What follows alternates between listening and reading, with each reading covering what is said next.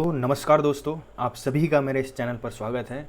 जैसा कि आज ग्रुप डी एग्ज़ाम के लिए काफ़ी ट्विटर कैंपेन चलाया गया था, तो चूँकि आशा है कि जल्दी ही इसका एग्ज़ाम जो है वो कंडक्ट करवाया जाएगा। आशा रखते हैं ऐसे, क्योंकि अच्छी आशा रख सकते हैं, नेगेटिव क्यों सोचें। तो आशा है, पॉजिटिव ये है कि हो जल्दी ही इसका एग्ज़ाम हो। तो उसी को लेकर के मैं आज एक क्लास लेकर के आया हूँ आप सभी के बीच में। कुछ 20-21 क्वेश्चंस हैं जनरल साइंस के, यानी सामान्य विज्ञान के, जो कि आज हम देखने वाले हैं। ठीक है, आज हम देखेंगे ये प्रीवियस ईयर ग्रुप डी में आए हुए हैं या कुछ ऐसे इंपॉर्टेंट जो बेसिक टॉपिक हैं उनसे मैंने ये क्वेश्चंस उठाए हैं। तो आप सभी के सामने आज मैं कुछ मुख्य इंपॉर्टेंट क्वेश्चंस जनरल साइंस के रखने वाला हूं, जो कि ग्रुप डी के लिए काफ़ी इंपॉर्टेंट है। इनफैक्ट सारे प्रतियोगिता परीक्षाओं के लिए ये इंपॉर्टेंट है। ठीक है, तो आज हम इसी को देखेंगे। तो चलिए शुरू करते हैं। इससे पहले कि मैं स्टार्ट करूं, मैं आप सभी को बताना चाहता हूं कि ये जो मेरा चैनल है, ये एजुकेशन इन्हीं सब चीज़ों के लिए बना है। तो मैं इस पर 8th 9th 10th 11th 12th इन सब, यहाँ तक कि साइंस एंड मैथमेटिक्स के मैं कुछ लेक्चर्स डालूंगा। तो और कॉम्पिटिटिव एग्जामिनेशंस के भी मैं इस पर क्वेश्चंस एंड टॉपिक्स डालूंगा। तो आप मेरे इस चैनल को सब्सक्राइब कर सकते हैं। अगर अच्छा लगे तो लाइक, शेयर और कमेंट ज़रूर करें। कोई कन्फ्यूजन हो, कुछ पूछना हो तो आप कमेंट करके हमसे पूछ सकते हैं। तो चलिए बिना समय गवाए अपने इस क्लास को शुरू करते हैं। तो सबसे पहले जो क्वेश्चन है वो है atomic radius dash in a group and in a period. अब इसमें जानते हैं आपको क्या बताना है कि एटॉमिक रेडियस क्या होता है। जैसे ये हो गया हमारा ये हो गया हमारा न्यूक्लियस, ये हमने बना दिया ऑर्बिट्स। ठीक है, तो रेडियस क्या होता है, सेंटर से लेकर के यहाँ तक का डिस्टेंस। ठीक है, तो वो वही पूछ रहा है कि एटॉमिक रेडियस ग्रुप में क्या होता है। अब देखिए ग्रुप, इसके लिए आपको ग्रुप को जानना जरूरी है।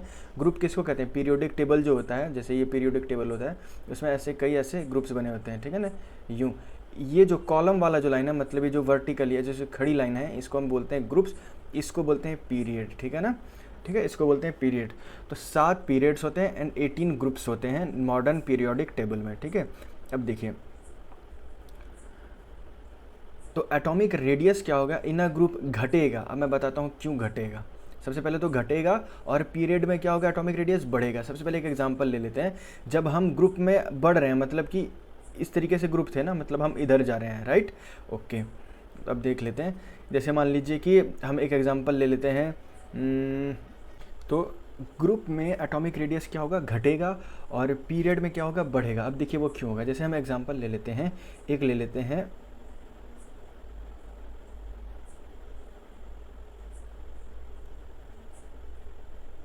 क्या होगा, एटॉमिक रेडियस हमारा घटेगा, एटॉमिक रेडियस घटेगा, और पीरियड में क्या होगा, बढ़ेगा। इसका मैं कैसे होगा ये, वो मैं आप सभी को समझाता हूँ। जैसे हम एग्जांपल ले लेते हैं, एक ले लेते हैं सोडियम और एक ले लेते हैं क्लोरीन का। ठीक है ना, तो सोडियम ग्रुप में अगर आप इस तरीके से जाएंगे तो पहले आपको सोडियम मिलेगा, उसके बाद क्लोरीन मिलेगा। सोडियम का एटॉमिक नंबर कितना होता है, 11, और इसका कितना होगा, 17। ठीक है, अगर आप इस 11 को आप ऑर्बिट में अगर बिठाएंगे तो ये हो गया न्यूक्लियस। यहाँ पे आ जाएंगे 2, फिर आएगा 2 3 4 5 6, 1 2 3 4 5 6 7 8, और एक आ जाएगी इसकी वैलेंसी, करेक्ट। अब देखिए, अब मैं क्लोरीन का बनाता हूँ। ये रहा, इसमें कितने आ जाएंगे, 8, 4 3 3 6 2 8, और यहाँ कितने आ जाएंगे, इसमें आ जाएंगे 7 3 1। ठीक है, यहाँ पे आ जाएंगे 2। तो अब इसमें समझने वाली चीज़ क्या है, अगर आप सोडियम का देखें, मैं ये लिख देता हूँ यहाँ पे, ये है क्लोरीन का। अगर आप सोडियम का देखें, देखिए इलेक्ट्रॉन्स हैं, ये जो ये जितने भी हैं, ये सारे क्या है, इलेक्ट्रॉन्स है ना।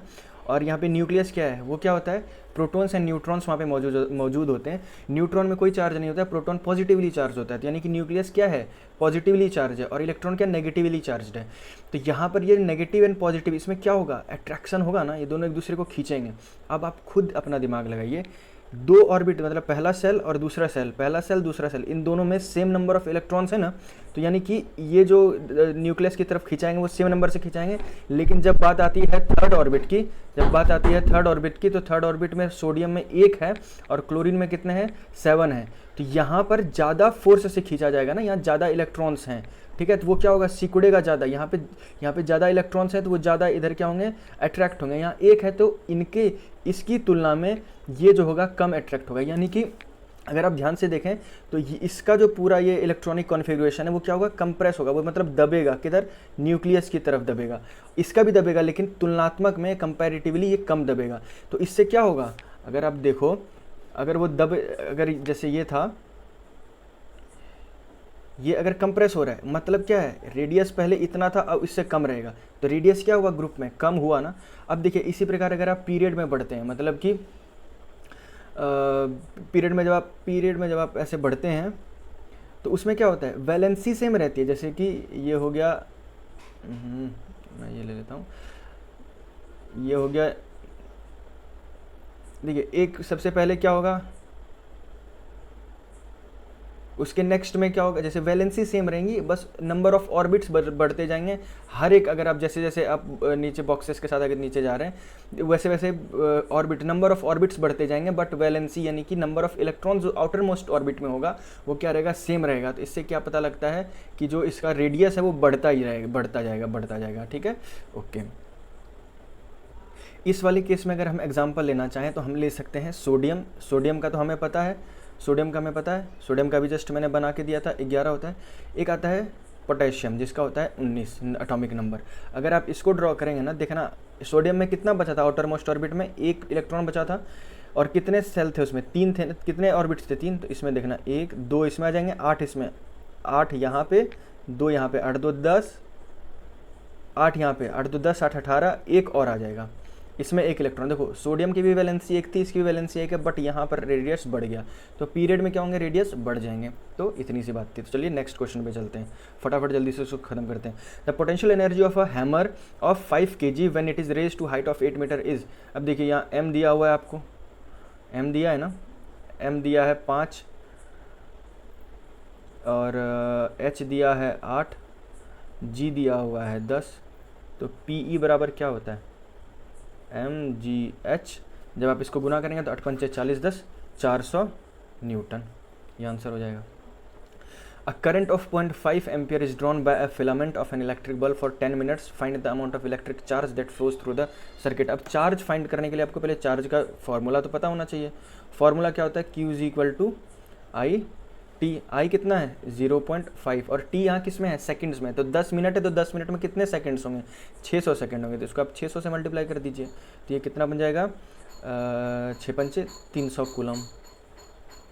The movement of a part of a plant toward the stimulus of gravity is called. मतलब ये देखिए ये क्या है, ये क्या कह रहा है कि जो parts of the plant towards the stimulus of gravity, gravity की वजह से जो चलता है। जैसे ये देखिए, ये ऊपर ये प्लांट्स हैं और नीचे इसकी क्या होती हैं, जड़ें होती हैं। तो एक तरीके से ये पूछना चाह रहा है कि ये जो नीचे जो ये जड़ें जो जा रही हैं ये किस चीज़ को फॉलो करती हैं। तो ये ग्रेविट्रो प्रिज्म को फॉलो करती हैं, और ऊपर जो इनके जो स्टेम्स होते हैं वो क्या, फोटोट्रॉपिज्म को फॉलो करते हैं। ठीक है ना, तो ये सिंपल सी चीज़ है। A wire suspended vertically from one of its end is stretched by attaching a weight of 200 Newton to the lower end. The weight stretch the wire by 1 meter. The weight stretch the wire by 1 millimeter. Then the elastic energy stored in the wire. देखिए elastic energy कहने का क्या मतलब है, a wire suspended vertically from one of its end and stretched by attaching a, कोई भी एक ऐसे एंड है ना, यहाँ से एक वायर को अटैच किया गया है, यहाँ पर एक 200 न्यूटन का वेट रखा गया है। ठीक है ना, the weight stretched the wire by 1 millimetre. और जो वेट रखा है तो इस वायर में क्या होगा, टेंशन खिंचाव आएगा ना, इसकी वजह से क्या होगा, इसका लेंथ जो है वो कितना बढ़ जाता है, 1 मिलीमीटर बढ़ जाता है। तो वो यही पूछना चाह रहा है कि इसमें इलास्टिक एनर्जी कितनी है। तो इलास्टिक एनर्जी जो होती है ना, elastic energy is equal to 1/2 F into x. अब यहाँ F क्या है, वेट और फोर्स एक ही होता है, ये न्यूटन में वो भी न्यूटन में होता है। तो यहाँ पे अगर आप इसको सॉल्व करेंगे तो ये हो जाएगा 1/2 इंटू 200 इंटू 1/1000। ठीक है ना, तो ये हो गया 100, 100 से कटेगा और ये 10, तो ये हो जाएगा 0.1 जूल, राइट। तो ये 0.1 जूल हो जाएगा। अब नेक्स्ट क्वेश्चन पे चलते हैं। A car falls a ledge and drops to the ground in 6 second. चलिए नेक्स्ट क्वेश्चन क्या है, अ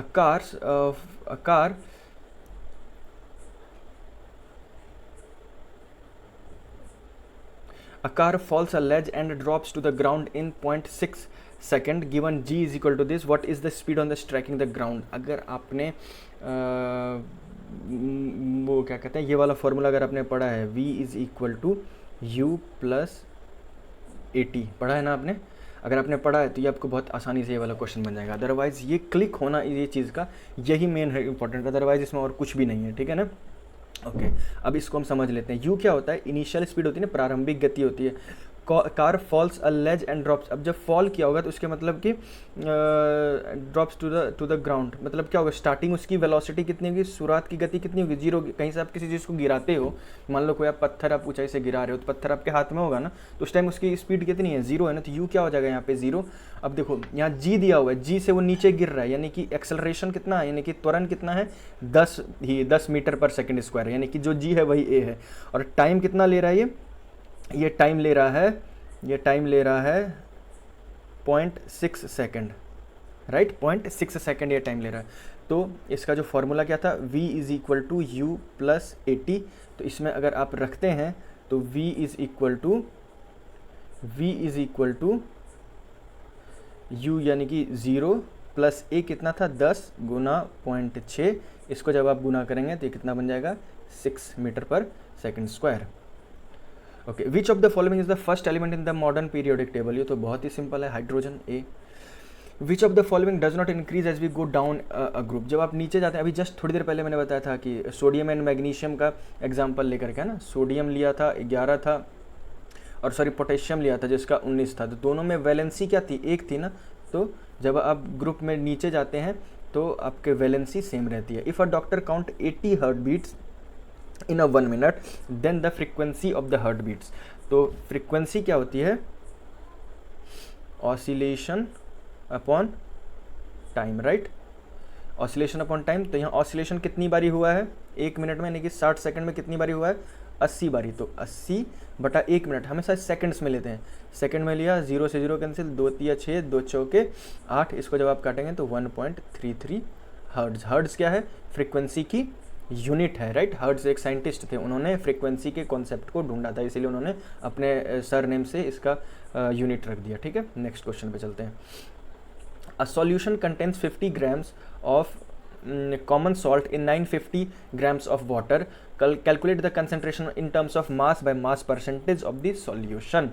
ठीक है, देखिए अब इसमें क्या है, अगर आपको याद है यहाँ पे देखिए सॉल्यूट एंड सॉल्वेंट, यहाँ पे हम देखेंगे सॉल्यूट कितना है, सॉल्ट कितना है 50 ग्राम, तो इसमें जो होता है मास ऑफ सॉल्यूट अपॉन में मास ऑफ द सॉल्यूशन, सॉल्यूशन का मास कितना है, सॉल्यूशन कितना होगा 50 ग्राम, तो इसमें क्या है नमक है, और 950 ग्राम क्या है वाटर। तो जब इन दोनों को मिक्स करेंगे तो कितना सॉल्यूशन बनेगा, 1000 का बनेगा। और ये किसका पूछ रहा है, ये सॉल्ट का पूछ रहा है ना, कॉमन सॉल्ट का ये पूछ रहा है। तो इसका जो कंसंट्रेशन होगा वो क्या हो जाएगा 50 ग्राम, कितने में सॉल्यूशन में से, 1000 ग्राम सॉल्यूशन में से, तो ये कितना बनेगा 50 20 और यहाँ गुना 100 तो 5%, तो ये आंसर हो जाएगा, ठीक है। Cambium is also called, cambium को हम कहते हैं लेटरल मेरिस्टेम, ठीक है ना। लेटरल मेरिस्टेम जैसे कि ये एक कोई पेड़ एक पौधा होता है ना, आप देखे होंगे कि शुरुआत में पौधे का ये जो पोर्शन होता है वो लेटरल का मतलब होता है, मैथमेटिक्स में पढ़ते हैं lateral surface area, correct. Lateral का मतलब होता है इसके चारों ओर ऐसे, है ना। तो आप देखेंगे जैसे जैसे पेड़ बढ़ता जाता है उसके ये चारों ओर वाला जो डायमीटर है ना, ये जो डायमीटर है ये बढ़ता जाता है, ये बढ़ता जाता है। जितना पुराना पेड़ उतनी ज़्यादा इसके क्या होंगे, जो तना होगा जो स्टेम होगा वो बड़ा होता जाएगा। तो इसको कौन कंट्रोल करता है, इसी को हम लेटरल मेरिस्टेम कहते हैं, ठीक है ना। और ये जो है डायमीटर यानी कि व्यास बढ़ाता है तने का, रूट का भी ये व्यास बढ़ाता है, यानी कि डायमीटर बढ़ाता है उसका, ठीक है। इसकी वजह से क्या होगा, जैसे जैसे वो ज़्यादा बड़ा होता जाएगा, इसका डायमीटर बढ़ता जाएगा, तो प्लांट क्या होगा स्ट्रॉन्गर होता चला जाएगा। तो आंसर क्या है लेटरल मेरिस्टेम। अगला क्या है, is formed after the fertilisation. Fertilisation क्या होता है कि जब स्पर्म प्लस ओवम मिलते हैं, इसको फर्टिलाइजेशन बोलते हैं। एंड जस्ट इसके बाद यूनिसेल एक सेल का ऑर्गेनिज्म बनता है जिसको हम क्या कहते हैं जायगोट। जो वहाँ फॉर्मेशन होता है फर्टिलाइजेशन के बाद इसको जायगोट बोलते हैं, जो फिर क्या लुढ़क करके फेलिपोन ट्यूब से होते हुए ओवरी में आता है और वहाँ पर आके फिक्स हो जाता है, फिर वहाँ पे वो एम्ब्रियो के रूप में आगे बढ़ता है, ठीक है। तो इसका जाइगोट आंसर है। Sound is produced due to vibration of the object, ठीक है ना। अब जैसे बोलते हो तो आपके जो मुंह के जस्ट आगे की जो एयर में जो पार्टिकल्स हैं ना, वो क्या होते हैं, वो वाइब्रेट करते हैं। कैसे वाइब्रेट करते हैं, टू एंड फ्रो, ठीक है ना, टू एंड फ्रो। इसको एक और बोलते हैं rarefaction and compensation, condensation शायद। कोई इसमें कुछ गलत हुआ हो तो मुझे कमेंट्स में बता दीजिएगा। मतलब ऐसे टू एंड फ्रो, मतलब एक बार यहाँ पे होगा, फिर आगे यहाँ होगा, फिर यहाँ आगे होगा, ऐसे प्रेशर, अलग अलग प्रेशर वाला एरिया क्रिएट होता है यहाँ पे लो प्रेशर, यहाँ high pressure, low pressure, high pressure, ठीक है। तो वाइब्रेशन की वजह से साउंड जो है वो प्रोड्यूस होता है। Okay, which one of the following does not relate to the force. अब यहाँ पे ना इसने दिया हुआ है क्या हमको, यूनिट्स दी हुई हैं। अगर आप इसको देखेंगे ध्यान से ना, जैसे केजी मीटर पर सेकंड स्क्वायर, यानी कि इसने क्या दिया हुआ है, एम मीटर पर सेकंड स्क्वायर, यानी कि एम वी अपॉन में टी, कुछ इस प्रकार से दिया हुआ है ना। और ये किसका होता है, फोर्स, यानी कि डेल पी अपॉन में टी। ये आपने पढ़ा होगा, फोर्स का जो होता है वो change in the moment, the rate of change in the momentum भी फोर्स का एक फार्मूला होता है। और rate of the change of the momentum का यूनिट क्या हो जाएगा, इसका क्या होगा, केजी मीटर पर सेकंड, केजी मीटर पर सेकंड, है ना, केजी मीटर पर सेकंड। पी का क्या होता है, एक सेकंड मैं बताता हूँ। पी जो होता है वो होता है एम वी, एम का क्या हो गया केजी, और इसका क्या हो गया मीटर पर सेकंड। तो चेंज इन पी भी का भी यूनिट क्या होगा, यही होगा। ओके, अब उसने क्या कहा है कि एम वी, और ऊपर में इसका क्या है, देखिए यहाँ पे ए वाले ऑप्शन में, ये भी मैंने टिक इसलिए नहीं किया कि ये आंसर नहीं है। इसने क्या किया है, अपॉन में टी, मतलब नीचे एक और टी है, यानी कि केजी हुआ गुना एक मीटर हुआ, एक तो मीटर पर सेकंड का इधर सेकंड हुआ, और प्लस एक और टी का जो यूनिट था सेकंड, तो ये हो गया मीटर पर सेकंड। तो ये तो ठीक है, ये तो फोर्स का हो गया। न्यूटन भी फोर्स का होता है, डाइन भी फोर्स का होता है, बट ये यूनिट नहीं है, ये फोर्स से रिलेटेड नहीं है। Option number B is the correct answer. The SI unit of electric charge is, ये तो बहुत सिंपल है, कूलम होता है इसका, ठीक है ना। आप लोग मुझे कमेंट में बताइए कि एक कूलम चार्ज में कितने नंबर्स ऑफ इलेक्ट्रॉन्स होते हैं, ठीक है। अगर आप काउंट कर सकते हैं तो ज़रूर मुझे कमेंट में बताइएगा। The value of acceleration due to gravity G depends upon. अब जी का अगर आप फॉर्मूला पता है तो ये आंसर आप बिल्कुल ना ऐसे हलवा टाइप का क्वेश्चन है, इसको दे सकते हैं। जी एम अपॉन में आर का स्क्वायर, आर क्या distance, M mass of the earth, G is the gravitational constant. तो एक तो ये इस पर तो डिपेंड करेगा, मास ऑफ द अर्थ पर करेगा, रेडियस ऑफ द अर्थ पर करेगा, तो यानी कि 1, 2 एंड 4, यानी कि option number D. A ball of mass m is moving with a momentum p, the kinetic energies. ये तो सिंपल एक फॉर्मूला होता है, K E is equal to p square upon 2m। ये तो आप मुँह जुबानी ऐसे याद कर सकते हो। इन सब के प्रूफ भी मैं आगे लेक्चर्स में अपलोड जरूर करूँगा। अ फ्लावर दैट हैज़ 4 और more walls at least one of each is. देखो यहाँ पे ना इस क्वेश्चन में अगर आप थोड़ा कंफ्यूज हो जाओ, एंड कोरला, ये सब तो होता है फ्लावर के बाहर वाले पोर्शन। मेन क्या है, एंड्रोसियम यानी कि मेल सेक्स ऑर्गन, गाइनोसियम मतलब फीमेल सेक्स ऑर्गन, मतलब एक फ्लावर के अंदर मेल एंड फीमेल दोनों पाए जा रहे हैं सेक्स ऑर्गन। तो इसको आप क्या बोलोगे, जिसके अंदर दोनों पाए जाते हैं उसको आप क्या बोलते हो, बाइसेक्सुअल फ्लावर बोलते हैं ना। तो जिसके अंदर ये चीज़ें पाई जाएंगी दोनों, उसको क्या बोलेंगे, बाइसेक्सुअल। ये बहुत ही आसान है। देखो अगर आपको आंसर नहीं भी पता है ना, तो आप इसमें आराम से ये दो चीज़ सिर्फ आपको इतना पता होना चाहिए था कि ये मेल सेक्स ऑर्गन होता है, ये फीमेल सेक्स ऑर्गन होता है। अब दोनों अगर एक जगह मौजूद है तो उसको हम क्या बोलेंगे, ये बाइसेक्सुअल बोलेंगे ना, ठीक है। नेक्स्ट पे बढ़ते हैं। The atomic mass of nitrogen in 14 and that of hydrogen is 1 and that of chlorine is 35.5 होता है, यहाँ मिसिंग है 35. What will be the molecular mass of the ammonium chloride. सबसे पहले अमोनियम क्लोराइड का फॉर्मूला पता होना चाहिए, NH4Cl, है ना, NH4Cl होता है ना। अब इसमें N का कितना है 14, H का 4 है, यानी कि H का एक का होता है एक एटॉमिक मॉलिक्यूलर मास, और सॉरी उसका मास होता है, और H का कितना हो जाएगा 4 प्लस क्लोरीन 1 है तो 35.5। जब आप इसको ऐड करेंगे तो 53.5 आपको आंसर मिल जाएगा। लास्ट आज के सेशन का लास्ट क्वेश्चन है कि if U is equal to 0, A is equal to 5, T is equal to 5 second, then V, वही वाला जो अभी हम थोड़ी देर पहले हम लोगों ने क्वेश्चन किया था, U प्लस AT। U 0 है तो ये तो 0 हो ही गया, प्लस AT, A कितना है 5 मीटर पर सेकंड, और टाइम कितना है 5, तो आप इसको जब मल्टीप्लाई करेंगे तो क्या आ जाएगा 25 मीटर पर सेकंड, 25 मीटर पर सेकंड। अच्छा यहाँ पर क्या है कि दो ऑप्शन बिल्कुल एक जैसे दे रखे हैं, है ना, 80 यानी कि हाँ ठीक है 25 मीटर। तो यहाँ पे कुछ मिस प्रिंटिंग में हुआ है, तो देख लीजिए जो भी है। इस ऑप्शन के हिसाब से तो दोनों सही हैं। आप इसमें एक ये मान लीजिए कि ये यहाँ पर नहीं है, ठीक है ना, तो ये वाला ऑप्शन ये यहाँ नहीं है, 25 मीटर पर सेकंड है, तो करेक्ट आंसर इज़ डी। ठीक है, तो आज का ये लेक्चर यहीं पर ही ख़त्म होता है। आशा करता हूँ आपको ये लेक्चर अच्छा लगा होगा। इंपॉर्टेंट क्वेश्चन से थे ये जनरल साइंस के, ग्रुप डी के लिए स्पेशली। ठीक है, और भी ऐसे मैं क्वेश्चन सीरीज़ में डालता रहूँगा इस पर, जनरल साइंस के, मैथमेटिक्स के, ठीक है, जनरल अवेयरनेस के भी कुछ टॉपिक्स के, हिस्ट्री, जियोग्राफी, पॉलिटी, इन सब के भी क्वेश्चंस डालेंगे। आप लोग ज़रूर देखें, और अगर अच्छा लगे तो इसको शेयर ज़रूर कीजिएगा। ठीक है, और हाँ लास्ट में अगर अच्छा लगा हो तो लाइक, क्या करना है आपको, लाइक करना है, शेयर करना है एंड सब्सक्राइब करना है। सब्सक्राइब तो ज़रूर कर लीजिएगा, बहुत फ़ायदेमंद होने वाला है।